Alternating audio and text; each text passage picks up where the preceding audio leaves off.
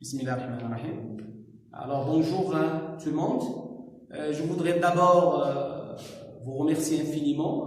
Vous êtes nombreux et nombreuses à nous envoyer des messages d'encouragement et même des conseils. Et cela nous aide à mieux avancer et à donner plus. Maintenant, une parmi nos leçons, c'est une leçon d'orthographe destinée aux élèves de la 6e année de l'enseignement primaire. Le titre de cette leçon est le pluriel des noms composés. Lorsqu'on dit noms composés, ça veut dire des noms qui se composent de plusieurs mots. Portefeuille, porte-bagages, des abat-jours. Ok? Maintenant, on va voir leur pluriel. J'ai vu des chiens loups au zoo. Il faut être très prudent au rond-point. Ces conducteurs placent les valises dans les porte-bagages. Les coffres-forts sont utilisés pour garder les documents importants. Les chauffeurs de taxi ont besoin des laissez-passer pour voyager. Maman a préparé un repas avec des pommes de terre. Commençons par la première phrase et regardez bien les mots qui sont écrits en couleur. J'ai vu un chien loup au zoo. Le mot chien, loup. Vous connaissez chien et vous connaissez loup. Ce sont des quoi? Ce sont deux noms. Et entre eux, il y a un trait d'union. Voilà. Chien, loup, c'est un nom composé. C'est un animal qui est semblable au chien. Et en même temps, au loup, on l'appelle un chien loup. Et leur pluriel, des chiens loups. Regardez bien. Et de quoi il se compose-t-il? Il se compose d'un nom plus nom. Alors, le nom plus nom. Voilà. Il faut être très prudent au rond-point. Le conducteur doit être dans le rond-point. Alors, un point, rond. Vous connaissez les ronds-points dans les villes. Voilà. Il faut être très prudent au rond. Rond, ça veut dire quoi? Quelle est la nature grammaticale? C'est un adjectif. Point, c'est un nom. Alors, ce nom composé se compose d'un adjectif plus nom. Ces conducteurs placent les valises dans les porte-bagages. En haut d'un taxi, par exemple, ou d'un bus, il y a un endroit où on place les bagages, on appelle un porte-bagages. Donc, vos bicyclettes aussi. Alors, porte-bagages, ils portent quoi? Les bagages. Alors, porte, c'est quoi? C'est un verbe. Voilà. Plus bagage, c'est un nom. Les coffres-forts sont utilisés pour garder les documents. Alors, les coffres forts. Coffre, c'est une boîte. C'est une boîte où nous mettons de l'argent, par exemple, et des documents très importants. Un coffre-fort avec un code parfois ou avec une clé spéciale. Alors, les coffres, c'est un nom. Fort. Il est fort. C'est quoi? C'est un adjectif qualificatif. Alors, il se compose de quoi? D'un nom plus adjectif. Il y a un adjectif plus nom et nom plus adjectif. Les chauffeurs de taxi ont besoin des laissez-passer pour voyager. Quand un taxi veut voyager dans une autre ville, hors sa ville locale, qu'est-ce qu'il doit? Il doit aller aux gendarmeries pour avoir un laissez-passer. Il va le laisser à passer. Regardez bien, avec ER à la fin, ce sont des quoi? Ce sont deux verbes. Alors on dit c'est un verbe plus verbe et toujours il y a un trait d'union entre ces deux mots. Maman a préparé un repas avec des pommes de terre. Vous connaissez des pommes de terre? C'est parmi les quoi? Les légumes. Voilà. Si ce sont des pommes, mais de terre. Alors, on peut construire préparer des frites, par exemple.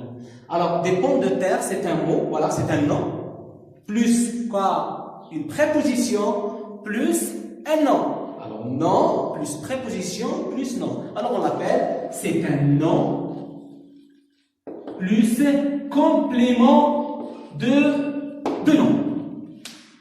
Alors, c'est quoi un nom composé? Un nom composé est un mot qui se compose de 2 éléments ou de 3 éléments. Ces mots-là, pour donner un autre sens, chien, il a son sens. Et loup aussi, il a son sens. Mais un chien-loup, c'est un nouveau nom qui signifie un nouveau sens. Alors, de nom plus nom, un adjectif plus nom, un verbe plus nom, un nom plus adjectif, un verbe plus verbe et un nom plus complément de nom. Alors, regardez bien quand on met ce nom au pluriel. Les noms, est-ce qu'ils prennent un S ou pas? Oui, il prend un S. Et le nom aussi, il prend un S. Alors, regardez bien, quand il se compose de nom plus nom, le nom prend un S, oui, et le deuxième nom aussi, il prend un S. Alors, les deux noms s'accordent avec, quand on les met au pluriel. Un adjectif plus nom. Est-ce que l'adjectif va prendre un S? Oui, S. Et point, il prend un S aussi. C'est très bien. Alors, on a mis l'adjectif, il prend un S. Et le nom aussi, il prend un S. Le nom et le nom. Porte-bagages. Les porte-bagages. Regardez bien ici. Porte, c'est un verbe. Est-ce qu'il a pris un S? Non. Alors, quand le nom composé est composé de quoi? D'un verbe plus nom, le verbe ne prend pas d'S, mais le nom va prendre un S, il va s'accorder. Bravo. Les coffres forts. Les coffres, c'est un nom. Il s'accorde, c'est très bien. Et fort, il s'accorde aussi parce que c'est un adjectif. Alors, on va ajouter un S, ou un X, ou n'importe, à l'adjectif aussi. Les chauffeurs de taxi ont besoin des laisser passer, regardez bien, il ne s'accorde pas parce que c'est un verbe plus verbe, il ne s'accorde pas, il reste comme il est. Maman a préparé un repas avec des pommes de terre. Pomme, c'est un nom, il prend un S, il s'accorde, oui.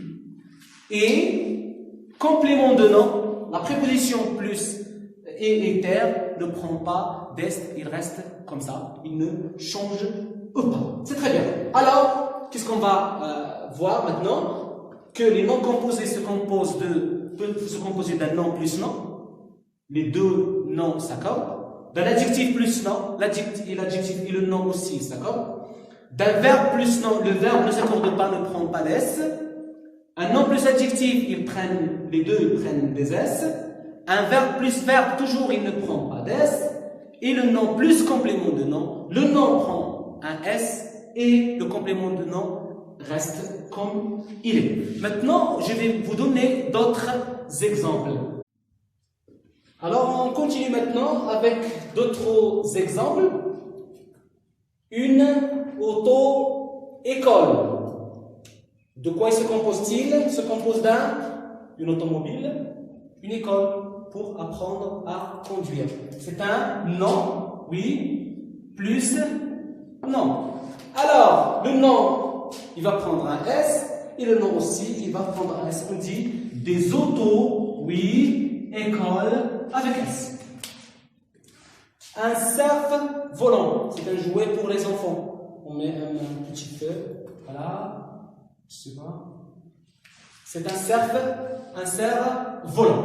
Alors, un cerf-volant, cerf, c'est un nom, oui, un nom, plus volant, c'est un adjectif. Alors, le nom, il va prendre un S ou pas? Oui, il va prendre un S. Des cerfs volants avec S. Bravo. Un sac à dos. Un sac, c'est un nom, oui, un sac. Plus Ah, c'est une préposition plus, non, ça veut dire c'est plus complément de nom. Plus complément de nom. Alors, le sac, des sacs, il va prendre un S et le dos ne va pas prendre un S parce que c'est un complément de nom. Un va-et-vient. Un va-et-vient, un va, c'est le verbe aller, oui, et le verbe venir. Ça veut dire c'est un verbe plus verbe. Verbe plus verbe. Alors, est-ce qu'il va prendre des S? Non, le verbe ne prend pas des S, il reste comme ça. Des va-et-vient.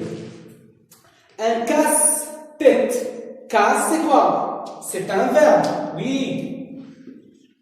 Et tête, c'est un nom. Alors, verbe plus non. Par exemple, quand quelqu'un te fait des problèmes, on l'appelle des casse-têtes. Alors, casse, c'est un verbe plus nom. Casse, le verbe, est-ce qu'il va prendre un S? Non, parce que c'est un verbe. Tête, c'est un nom, normalement, il va prendre un S. Mais pour tête, on n'ajoute pas de S parce qu'il n'y a qu'une seule tête. Les problèmes, même s'il y a beaucoup de problèmes, ils ne cassent pas que j'ai une seule tête.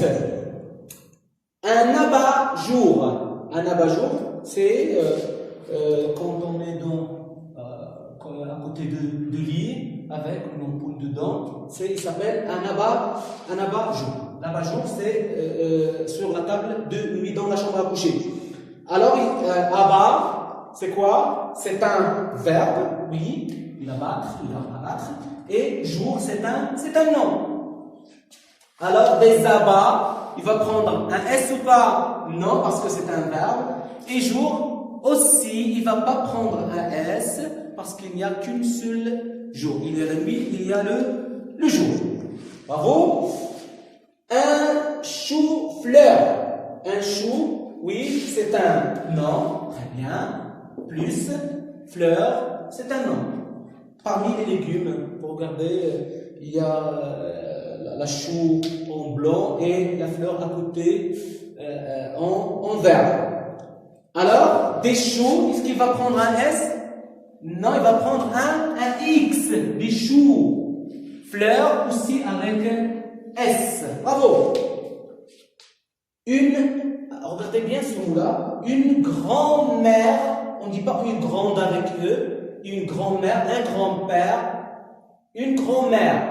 Avec un D seulement, ce n'est pas avec E. Une grand-mère, c'est un adjectif, oui. Plus non. Très bien. Un adjectif plus non. Des grands, un adjectif va prendre un S.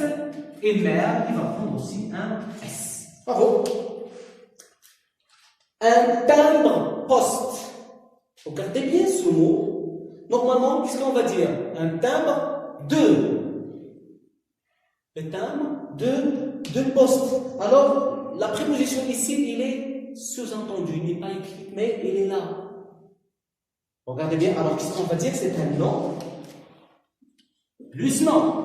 Oui, c'est un nom. Plus nom. Mais, la préposition ici, il est sous-entendu. Alors, des timbres avec S. Mais poste, on ne va pas ajouter un S. Parce qu'il est considéré comme un complément de nom. Il y a d'autres exemples qu'on va voir dans les exercices. Par exemple, il y a des noms composés qui se composent d'un mot invariable plus nom. Par exemple, on dit un avant-projet. Ok? Un avant-projet.